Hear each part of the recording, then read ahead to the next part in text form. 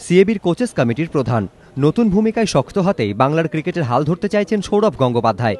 এদিন বাংলার নতুন কোচ অশোক মালহোত্র এবং সিএবি কর্তাদের নিয়ে বৈঠক করলেন সৌরভ গঙ্গোপাধ্যায়।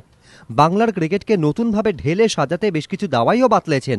বৈঠকে সিদ্ধান্ত হয়েছে, প্রতি 2 ম্যাচ অন্তর বাংলার কোচ ও নির্বাচকদের রিপোর্ট দিতে হবে সৌরভের কাছে। রঞ্জি, অনূর্ধ্ব 26, অনূর্ধ্ব 19 এবং অনূর্ধ্ব 25 দলের কোচদেরও এই রিপোর্ট দাখিল করতে হবে। পাশাপাশি 75 জন ক্রিকেটারকে একটি তালিকা তৈরি করতে হবে। সারা বছর ধরেই তাদের প্রশিক্ষণ চলবে, যাতে দলের রিজার্ভ বেঞ্চ সবসময় তৈরি থাকে। সেজন্যই এই ব্যবস্থা।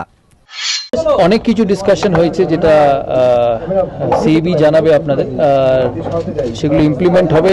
সবকিছু যাতে টিম ভালো খেলে সেটা দিয়ে আর কি। একটা কমিটি একটা পুল হবে করে কারা থাকবে সেটা ডিসাইড করতে 3-4 মাস সময় না।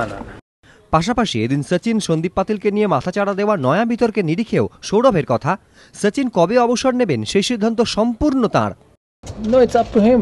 Whenever there's no right time, he's here to play cricket. If he performs, he wants to play, he plays. And if he wants to retire, he'll retire. যুবরাজের সাম্প্রতিক পারফরমেন্স নিয়েও যথেষ্ট আশাবাদী তিনি। এমন পারফরমেন্স করে দলে ফেরার ইঙ্গিত দিচ্ছেন যুবী। পারফরমেন্স দেখালে সহবাগ হরভজনদের সামনেও খুলে যেতে পারে জাতীয় দলের দরজা, অভিমত সৌরভ গঙ্গোপাধ্যায়ের। কুন্তল চক্রবর্তী, এবিপি আনন্দ, কলকাতা।